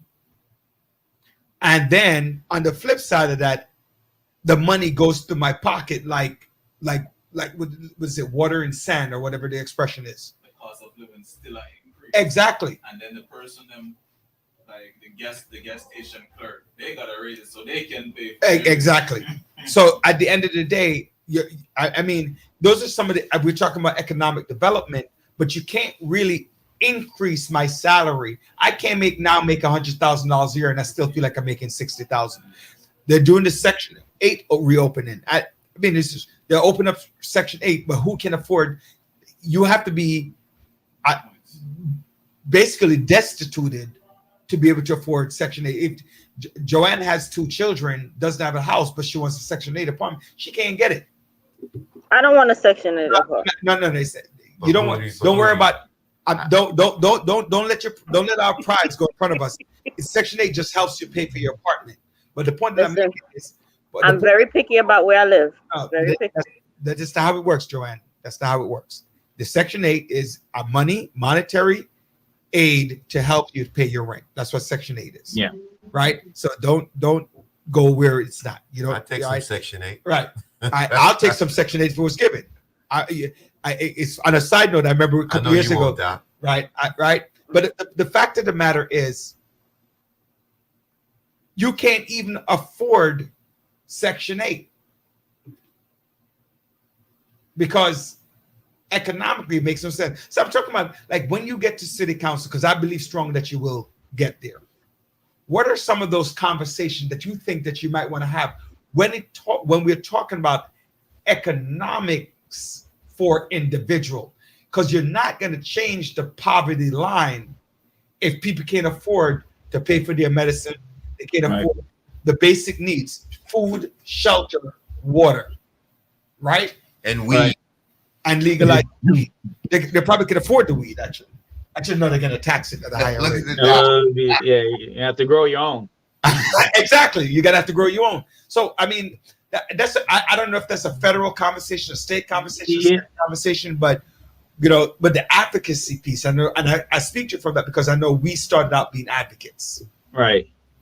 Yeah, I totally hear what you're saying, and I think just for the audience understanding, there's a difference between having a minimum wage and having a living wage. And a minimum wage is like what the floor should be, that you're legally allowed to pay somebody. A living wage is what you should pay somebody in order for them to live with dignity. And not enough people in this city in particular gets paid a living wage. And we have to look at what are the tools that we have to make sure that people are paid a living wage to begin with. And that is coupled with the idea that, we know that housing costs will constantly goes up. We know that food costs constantly goes up. At the same time, we have large corporations that take in large amount of profits. Let's use Amazon, for example. I mean, Amazon's an easy target, but they make billions of dollars a day, but still willing to pay their workers at the floor, at minimum wage levels, where they can certainly pay people at a living wage increase. And so it's like, how do we as a city look at some of these large corporations that's coming in, want to do business? They have to do business in this city, as part of their economic growth for their company, and how we leverage ourselves as a city to make sure that someone like Amazon comes in and pays the tens of thousands of workers that work here a living wage instead of a minimum wage. Same with McDonald's. Same with But Harold, let me interject on that. Mhm. The problem here is that New York is not open for business. It is taxed heavily. You know, that whole Amazon debacle out there in Long Island City, the tax revenues that could be added to the city and state coffers, the number of jobs that could be created. You know, what bothers me all the time is in areas in which we want to develop businesses, East New York, Long Island City, and minority neighborhoods that do have these housing developments. Everybody always wants to come and get the brown and black individuals to come and protest against these businesses. But when these businesses come into the community, they tend to forget us. And when they want to do these job fairs, they don't do these job fairs in our communities. Right. So my whole point is, you know, minimum wage, living wage, it's all about economic development. And we need to provide incentives for businesses to come. But at the same time of providing the incentives, some of these incentives are going to include making sure that the resources get fed into the community. It's like Good points. it has 100% agree. 100, and I actually don't think it's an either or. I actually think when we talk about, we could play on the Amazon example, for a bit. I think the messaging was more muddled than it needed to be. Like we say, okay, Amazon, you want to come in here? We want these three things. We want to make sure the workers that work in your warehouses are paid X amount. We would like to make sure there's this level of, development in our area. And then you could give all the tax breaks that's necessary to help, balance out, to make sure that people actually are benefiting on the other end of it.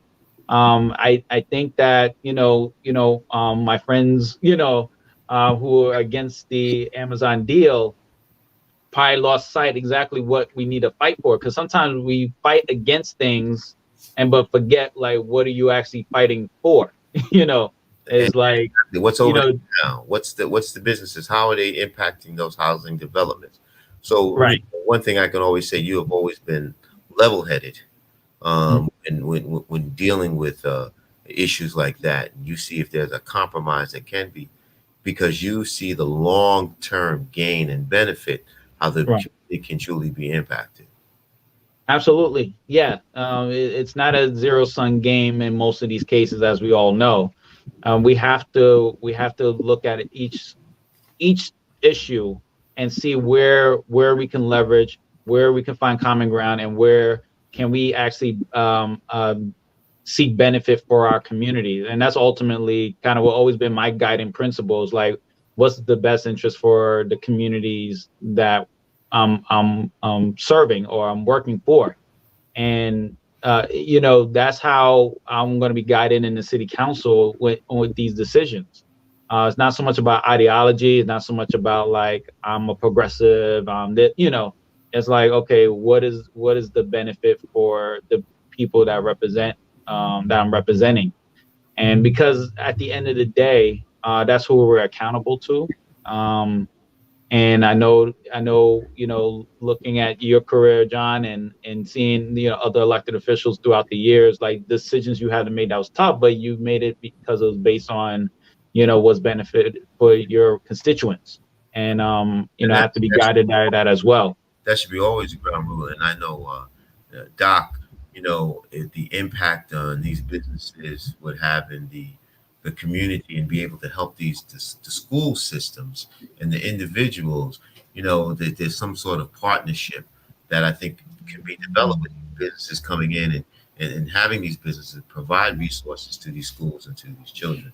You know what I'm saying? Your thoughts on that, Doc? You know what? I completely agree. I saw the same thing happen with Walmart, and people forget that some of these big organizations give out scholarships, give out grants. You know, and that was the whole minimum wage. They get paid, this amount or what amount, but it is jobs, it is funding, it is resources. So it's the sad thing that we only look tunnel vision, just for one way. It's either my way or no way. And unfortunately, people decide to move out of New York and go somewhere else, and we're the ones who's losing out. Yes, when we do increase the taxes, we also have to take into consideration how will it impact the overall majority of the people, when all the businesses are like, hey, you know what, I'll go to Florida, or I'll go to Pennsylvania, or I'll go here. And what used to be one great city, now we're at poverty levels. So certain decisions that's made need to take into account not only the immediate time span, but long run of how it will impact our overall community. No, definitely. Harold, it sounds like you have a lot of work cut out for you, especially because the reason I'm asking is because I know economics is one of your big piece, especially when you look at Southeast Queens, where you are where you are running to represent, right? And I know that's important in public safety. So tell us, since the last time we spoke maybe about a month and a half ago.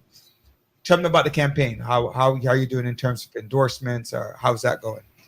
The campaign itself is going really well. We have I don't know, somewhere around 13 endorsements from various organizations. From the Hotel Trades Council, Unite Here, Local 100, the Working Families Party, Stonewall Democrats, the 504 Democrats.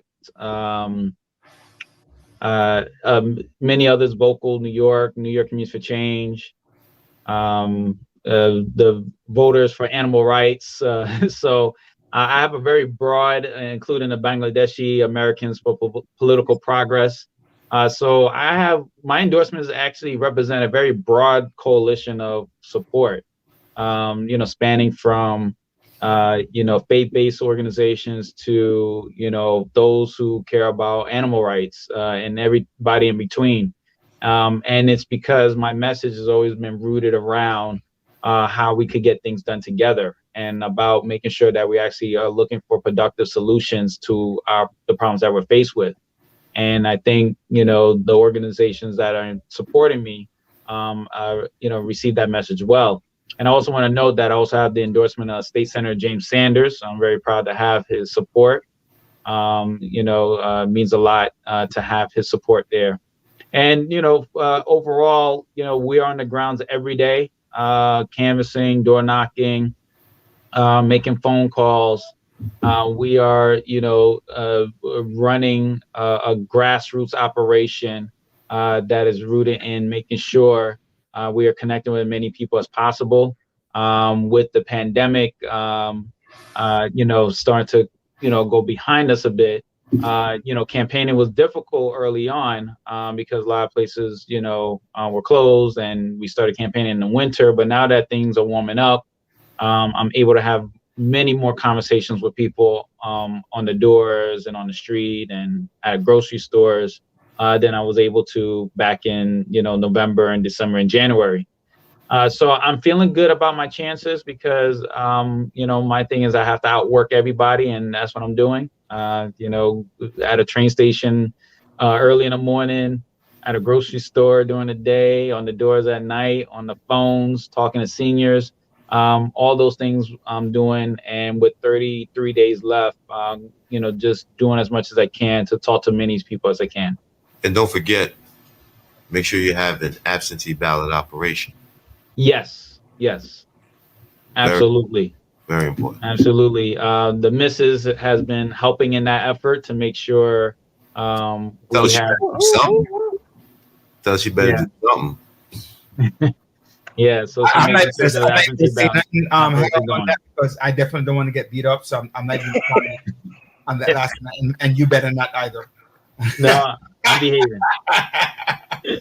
So one thing I'm gonna say, Harold, I can definitely say that I used to call you all the time in regards to faith-based organization, and you were always there in providing support to collaborating with us and bringing the city into places that typically would not open up their doors to the city. They had apprehension all along, but to see, hey, you know what? Working with the city is not a bad thing.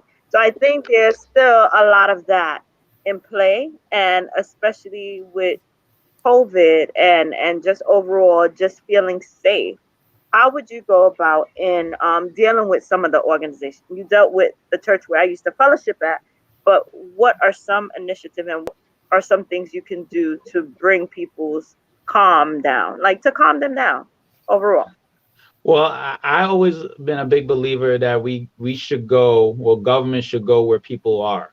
And a lot of people go to their houses of worship. And so it was a huge priority for me as an organizer working in the administration to build an operation that engaged with the faith-based community because if nothing else, people trust their pastor, they trust their rabbi, they trust their imam. And I wanted to make sure I had a relationship with faith leaders so we could disseminate information that they can share with their community. And in the city council, I want to continue that. I actually want to have a actual citywide faith-based advisory group with other council members so we can actually further engage with faith leaders as an example. And I try to do the same thing with athletic coaches that doing youth athletics. I tried a similar model and when I was in the mayor's office, all with the same idea. Like I want to connect where people are. And sometimes, people are not going to church, but they send their kids to basketball camp. So those That is coaches true. actually have a unique connection to families, sometimes even a greater connection than people even realize. And so engaging with those who are, athletic coaches and making sure that they have the information, they have resources, they have a knowledge base of what resources are available in city government so they can share with their parents and young people. I'm always thinking about where are the pockets of people where we can always engage and where we can, I want to build those relationships and make sure that we connect them in a real way. Harold, you have been doing. That's the Yeah, most that's important the part. most important part. You Yeah. have been doing before you were running for the seat. That is So true. you will just you exemplify what it is to It get gives back him to the community. it gives him a stronger voice in terms of what he And has it been doing. gives you credibility. Yes. Yeah. For people to and I'm saying that out of respect to you, not because your wife threatened me, out of respect to you. Listen, Miss Walker Miller has a lot of power. She's threatened me too. Don't worry about that. All right, so she has a lot of power. She has a lot of pull. We like She's that. doing it for the benefit of the community ultimately. Yes, and it's She always says that when she kicks your butt. I just put it for the benefit of the community. For the benefit of the community at the end of the day. Harold, you have come through seeing. Tell me a story. Tell us a very quick story. We have about 1 minute or 2 minutes left. Just tell us like something that moved you while you're running. You say, you know what? Yes, this is why I'm running. Something that happened along the campaign line that kind of just validated your need to run and say, what are you doing? Well, that's a great question. A moment, it's been a series of moments, but for me, honestly, it's my two kids. I want them twofold. One, I want to represent this district that they're growing up in, so I can have the ability to make sure it's a better community when they're growing up, as they're growing up in this neighborhood. And then secondly, I want them to see that their father was willing to stick his neck out a bit and actually put myself out there and say, I want to do public service in a more front-facing way. I think it's important personally because um, when we are growing up, we see examples and role models, and I want to make sure that my two boys understand that there's no limits to the things you can do. Amen. So whether or not I win or not, I want them to see that their dad, look for opportunities to further and make sure I'm serving the community as best as I can, and taking those opportunities to do so, and making sure that we're raising important issues in our community to be elevated in this conversation. Because that was one of the things that motivated me to get in the race in the first place. I wasn't confident that other candidates were raising serious concerns about the future of this district. I felt it was more performative. It was more about show, and I wanted to raise the level of discourse ultimately, and actually have the ability to talk about housing security, the ability to talk about what we're going to do about transportation, and what we're going to do about jobs and public safety. And ultimately, I want my two boys to know that they too can do this. They too can actually be do public service, actually affect change, actually be able to not be afraid to speak out and speak up and take leadership roles when their time comes. And so that's, not much of a story, but having those constant conversations with Quincy, and more so Quincy than Noah, because Noah's only 3. But having Quincy to understand what it means to be a public servant is important for me. Yes, babe. That's how we do it back home in GT. All right. You know what? You summed it up so nicely, and it's very encouraging to hear the passion, the love for your community, the love for your children, and the legacy you want to leave on. So thank you for taking that step. All right, Oh, thank Mr. you. Miller. Big up to Mr. Miller. Big up. Big up to the banner. Right? Big Well, up to Mana. Yeah, before we go, I want your listeners to know that we are almost 4 weeks away, a month away from the primaries, and I could use their help. If you like what you heard and you want to help me get to the finish line victorious, please go to harold4council.com and sign up to volunteer. We need folks on the phones. We need folks to come out and canvass. I'd love for those who are listening to volunteer so we can actually get this done and get me into the city council to represent not only the constituents of the 27th district, but be a voice on the citywide level to make sure that we actually are finding sound solutions to these tough problems that we're faced with. Awesome. Harold for Council.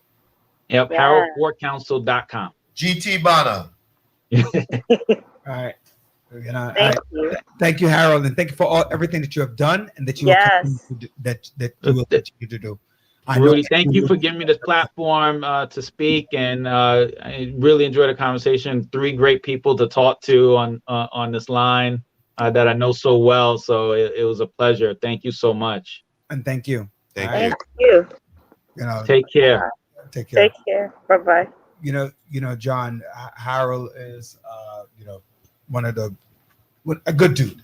Good guy. Good guy. dude, and we just wish him And all the best. I wish him well. I hope he makes it. Yes. Yes. God's will. And anybody who can Definitely pivot the way he pivoted. Yeah. He deserves to He's be good, in the right? city council. So John, before we close down, we have another like 10-15 minutes, right? So first thing I want to know, did you start on your cannabis distillery yet? That's already in the process. It's in the process. Mm-hmm. How comes I wasn't called on? How come Joanne and I were not called on as board members? I'm not part of that. Oh Lord, wait. You're not part of making money. You're not part of making money for your children, for your 2 kids. Make sure they have a nice, solid college. Money, the nice foundation, being able to do everything on. You don't have to spend any money in your pocket. I didn't tell you to smoke the thing. I said support the business piece, creating a business enterprise.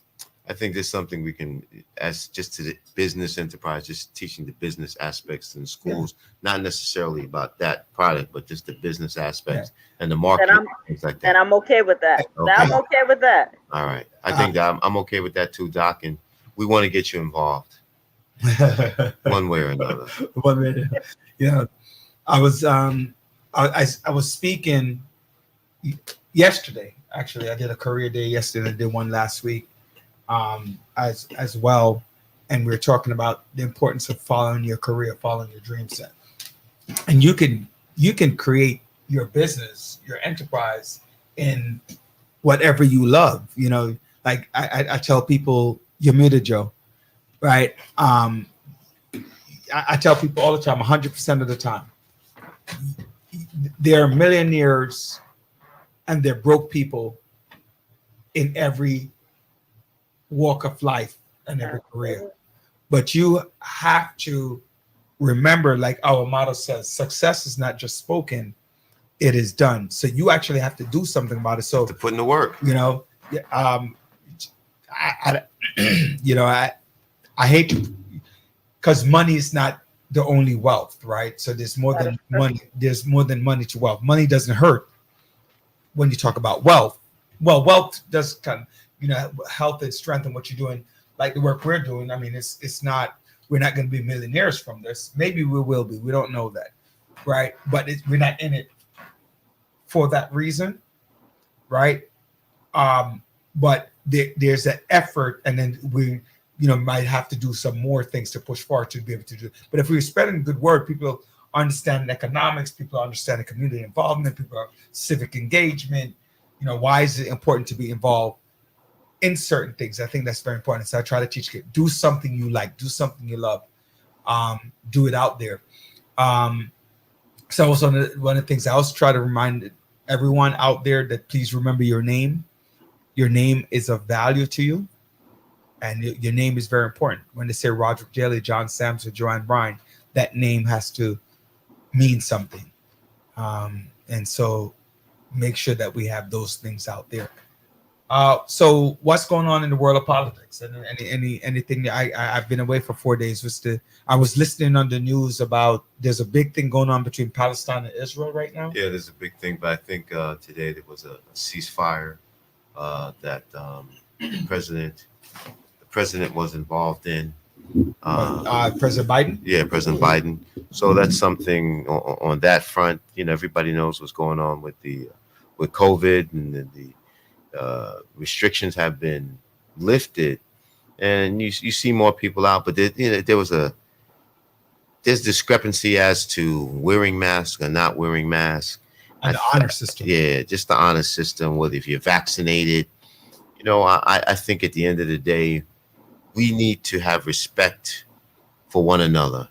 And if you're in public, or you need to be wearing your mask, although you don't have to, but as long as you are in the midst of other people and mingling, you should be wearing your mask. It's just common sense.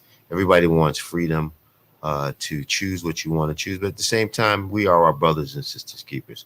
So you have to be cognizant on that front. Basically, on politics, pretty much the same drama. You know, we got the mayor's race. There was a very spirited borough president debate last night.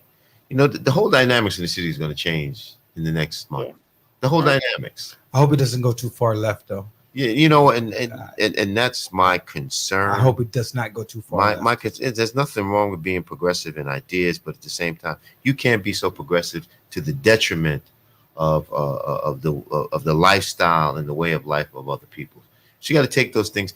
Only thing we're asking for a practical approach to policing, a practical approach to economic development, education, education. You know, which quality of life is important. You know, it's funny that somebody was.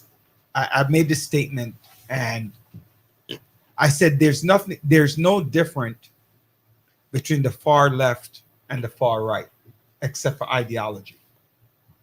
There's no difference between the far left and the far right, except for ideology, right? What do I mean by that? Okay, the far right wants to be able to walking down the street with their guns. The far left, oh, I don't want get rid of all guns. All right. Now, you could believe, and then you could go on with all of the philosophies. All of the different ideologies. Obviously, some of them on the far right, I'm going to agree with. Some of them far left, I'm going to agree with. But when I said that there's no difference, is that they both are extremely spirited, believing that their idea It's the best. is the best Mhm. idea. That's all I mean by that statement. And that's I'm not saying which one is right or wrong. I'm just simply saying. But because we may not agree with their ideology, therefore the whole cancel them out. Right. Cancel Cancel culture culture. comes in because we cannot have a spirited dialogue without getting our emotions involved. We need to be more open-minded, and just listen. Right. The beauty of this world is that we know we only got 3 minutes, Andre. So we got 3 minutes to go. 3 And minutes. wait, we have to bring up the Flint. How it took this amount of time for the people in Flint, Michigan, to get money, Yes. to get the payment, to get so-called justice. Caller, you're live. Caller, you're live. That's the 1 minute. There's 2 minutes left Go now. ahead, Joe. Finish up what you're saying. To get justice, but it's not really justice when your health is affected, when your children's affected. At what cost? You know, when is enough? You know, not at the benefit of my health, my life. Taking a, you know, so that's the sad thing. Yes, you get money, but now you can't enjoy it because you're too sick to enjoy it. Your health is your wealth. Absolutely. Absolutely. Health is priceless. So we just make sure that we take care of these pre-existing conditions that are so prevalent in our communities, everything involving from the air quality to the water quality, to the violence, to the education, the level of education, the level of economic development. These all intertwine into one another that can lead a community to perpetual poverty. Absolutely. We want to rise up from that poverty and invest into the weed. Doc, he cannot. Yo, Doc, you got to stop. Doc can't even. Doc She says. can't even. Doc says, "Give me a break." Yeah. You know. All right. You're muted, Doc. You're muted. Ridiculous with this weed. My God. All All right. right. So wait. What do you want to stick to? What do I want to stick to? Yeah. What do you want to stick to? Tell us, because when we say something like we talk about the vaccine, you're like, nah, I don't want to talk about that. You talk about the weed, nah, I don't want to talk about it. You talk about this, nah, I don't want to talk about. What do you want to talk about? What do you want to talk about? Tell us, right, John? 'Cause everything we say, she's against it. So that will be our show for next week. Yeah. What does Dr. Bryant want to talk about? what does she want to invest? What in? does she want to invest in? Yeah, you know what I'm saying? Because everything we tell her, she objects. Ladies and gentlemen, we want to thank you very much for joining us right here in the village, where we're dedicated to helping the community live a healthy, safe, and financially capable life through education, helping each one of us in realizing our dreams, starting from today, knowing that you can realize your dreams at any point, starting from today, at any age. Remember, success is not just spoken, it is done. We will see you again next week, Thursday, right here live on The Village. If you missed it, feel free to join us on The Village Talk Show on YouTube. Just check us out, and we need the support.